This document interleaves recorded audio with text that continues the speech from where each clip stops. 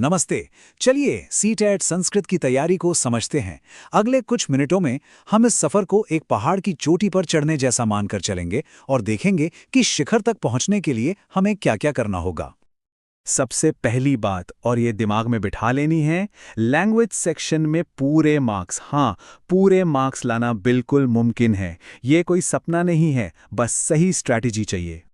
तो इस चढ़ाई का हमारा रोड मैप क्या है? देखिए, अगले कुछ मिनटों में हम ये 6 पड़ाव पार करेंगे। संस्कृत के नेचर से शुरू करके ग्रामर की नींव डालेंगे, शब्द बनाना सीखेंगे, फिर वाक्य बनाना, और फिर देखेंगे कि इसे पढ़ाना कैसे है, और आखिर में टॉप पर पहुंचने की फाइनल स्ट्रैटेजी।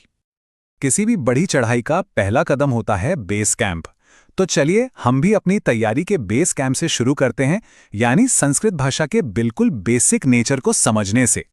संस्कृत सिर्फ एक भाषा नहीं है, सोचिए, ये एक तरह का एक वैज्ञानिक कोड है। हर चीज का एक नियम है, एक लॉजिक है। जैसा बोला जाता है वैसा ही लिखा जाता है, और इसीलिए इसमें अपने भावों को एकदम सटीक तरीके से बताया जा सकता है।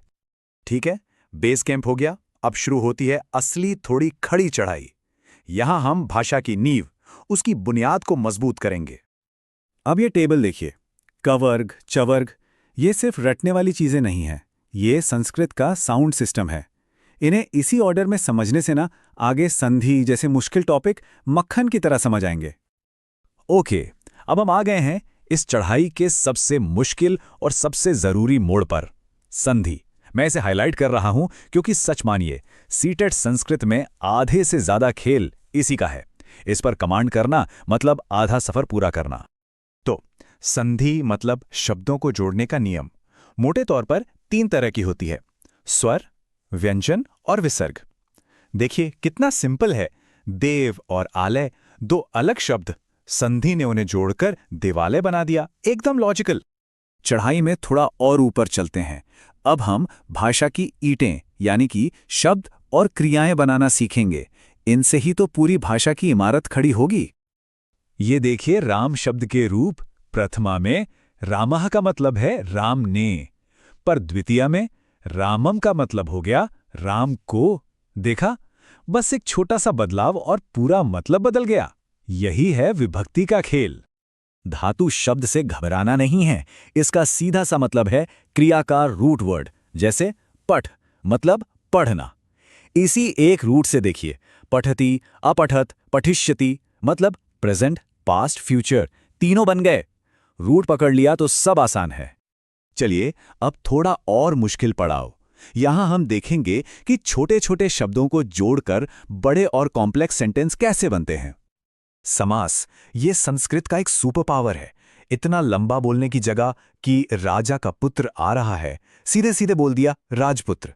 कम शब्दों में ज्यादा बात। एफिशिएंट है ना? ये टेबल एक तरह से संस्कृत ग्रामर का गोल्डन रूल है।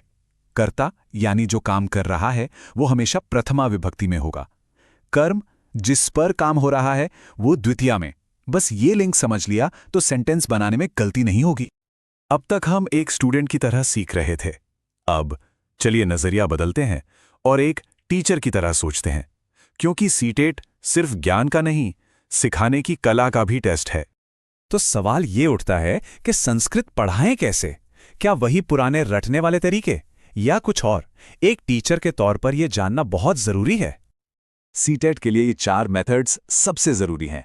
डायरेक्ट मेथड मतलब सीधे संस्कृत में बात करना, या फिर ग्रामर ट्रांसलेशन मेथड जो हम सबने शायद स्कूल में पढ़ा है। एक अच्छे टीचर को पता होता है कि किस स्टूडेंट के लिए कौन सा तरीका बेस्ट है। बस अब हम अपनी चढ़ाई के आखिरी पड़ाव पर हैं। शिखर बस सामने ही है। ये फाइनल स्ट्रैटेजी ही तय करेगी कि हम चोटी पर पहुंचते हैं या नहीं। तो फाइनल मंत्र क्या है? 4 बातें। पहला, ग्रामर रोज करना है, चाहे 15 मिनट ही सही। दूसरा, पेडागॉजी के कॉन्सेप्ट्स एकदम क्रिस्टल क्लियर होने ही चाहिए। तीसरा, पुराने पेपर्स और मॉक टेस्ट, इनके बिना तो बात ही नहीं बनेगी। और चौथा, सबसे जरूरी, तुक्का नहीं लगाना है, एक्यूरेसी मैटर करती है। तो ये रहा शिखर तक पहुंचने का पूरा रोड मैप, पूरा नक्शा। अब सवाल ये नहीं है कि शिखर कितना ऊंचा है, सवाल ये है कि इस तैयारी के साथ क्या हम उस शिखर के लिए तैयार हैं।